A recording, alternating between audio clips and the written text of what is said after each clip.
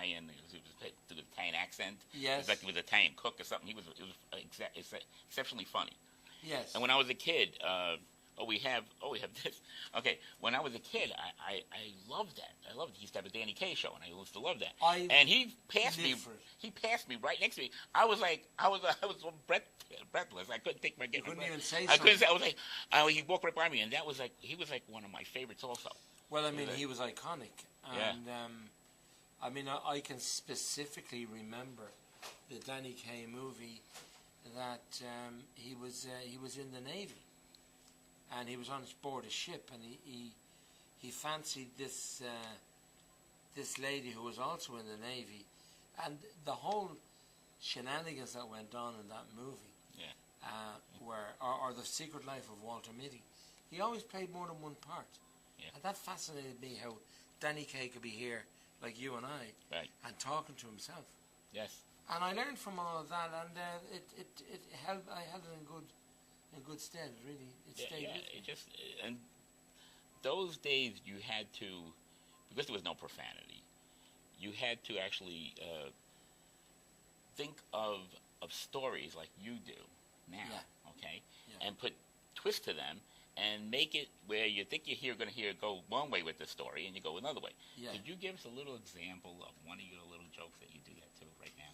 Well, before I do, I give an example of comedy nowadays knows no boundaries. And I can remember, we would call it blue. Is that reference here too? Blue comedy would be off-color comedy. Right. Profane. I can remember doing things like when there was certain articles of clothing, like bra. You wouldn't use that. Right. A bra in a joke or whatever. Right. You'd refer to it in some other way.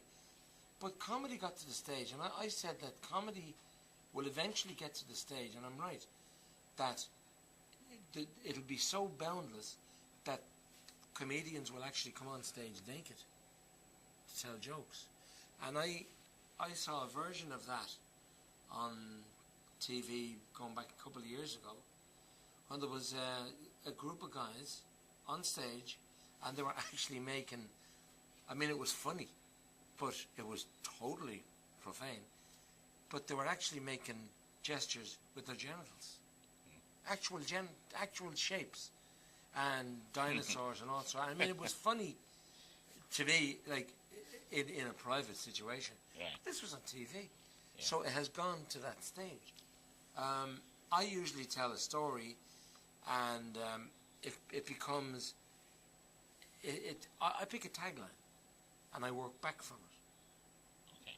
And I find little parts along the way that will have new other tags within it, almost to the extent that it's like an Alfred Hitchcock mystery. You almost forget, well, where was he in this? What is going to be the end of this? And it comes as a surprise. And it's difficult for me to do it now here without an audience, because that's something I've always found. I'm not saying you're not an audience. Well, I could be one. I'm the biggest one. I must show you an example. Yeah. You could clip it in to the program sometime of stuff that I do. Yeah. But my comedy has worked this side of the Atlantic. Like a lot of British comedians who were hilarious in England didn't make the transition to America. There was one great, and he's my idol of Irish comedians, and lots and lots of people know him. His name is Hal Roach. Now, he was clever enough to pick a name. I mean, that's not his real name, but he goes by Hal Roach. And he was clever enough to pick a name that American people associate with comedy since 1900 Splash. Yeah, right. Hal Roach being back in the Buster Keaton days. Yeah, right. But his timing and his presentation was excellent.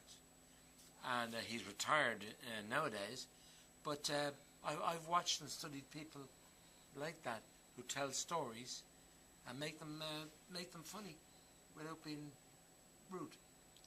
When you're on stage, was there ever a time that you had a favorite moment when you were up there?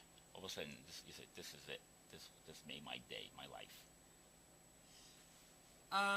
Well, I've had several high moments on stage. I mean, I had the great, I would call it the great honour of entertaining Prince Rainier of Monaco and his son Prince Albert. Yeah. In fact, Prince Albert and myself are good acquaintances nowadays. Prince Rainier has died since. But I can remember one particular night I was in Monaco and we were presenting an Irish show to him. And the gentleman who was the Irish consulate to Monaco at the time, Dr. Michael Smurfett, and he invited me to head up this Irish lineup, a bit like Riverdance, if you like, and some comedy. And whilst I was performing, the princes were sitting at a table with some friends, and I could see Prince Rainier physically shaking with laughter. And I told some gags about him. I'd done a little bit of research on the Grimaldis, and I told a couple of things that were similar to a roast. I've studied the roasts over here, Yeah, right. the Dean Martin Dean roasts Martin, and things. yeah. And I kind of had a go at him in a nice kind of way. Oh.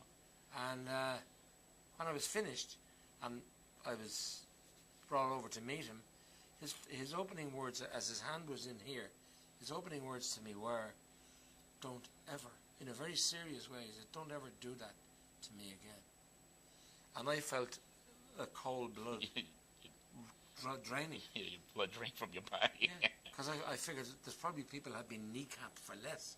Yeah, I must have offended him. Yeah, right. And in the next breath, with perfect Jack Benny timing, Yeah, he says, "You nearly landed me in the emergency," laughing so much. That's good. And it was a great feeling. That is a great feeling. I did the same thing with Frank Sinatra, the late Frank Sinatra, and Sammy Davis, when they came to Ireland back in 1989, on their famous Ultimate Event tour. There was the Frank Sinatra, Sammy Davis Jr. and Liza Minnelli, and they did the last two shows of that tour in Ireland before coming back here. And there was a private party for Mrs. Sinatra and his party, his people, Right. his entourage. And I was drafted in as the entertainer, and his minders drilled me like it was like being drilled by the FBI. Wow. You can't do this, you can't say that, you can't refer to. I do a drunk act, Right. and you couldn't even think of doing that, and everything that they told me not to do was everything I did. I went out that night in a private situation, and I entertained. I have some lovely photographs of it now, and both he, Liza Minnelli, and Sammy Davis Jr.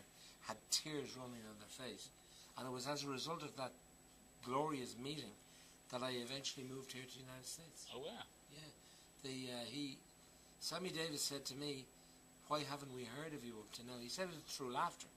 Yeah.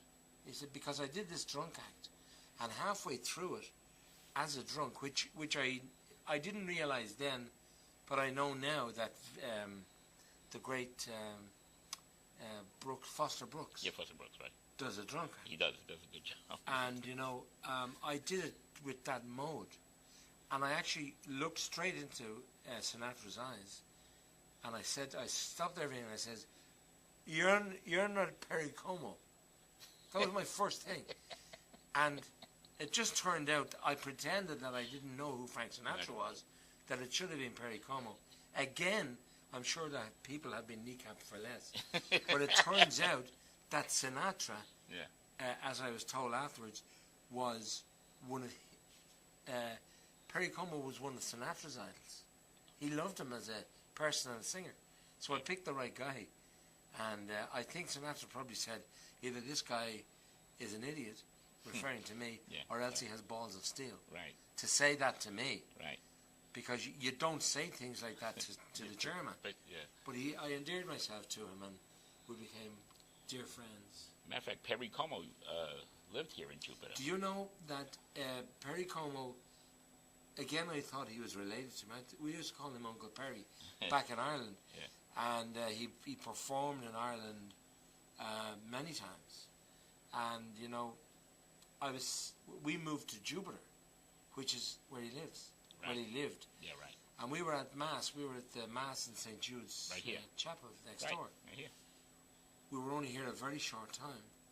And the part of the Mass where you offer a sign of peace to the person around you. And I gestured peace to the person beside me. And the person in front of me turned around to offer me peace, and I nearly collapsed. It was Perry Como. Yeah. And I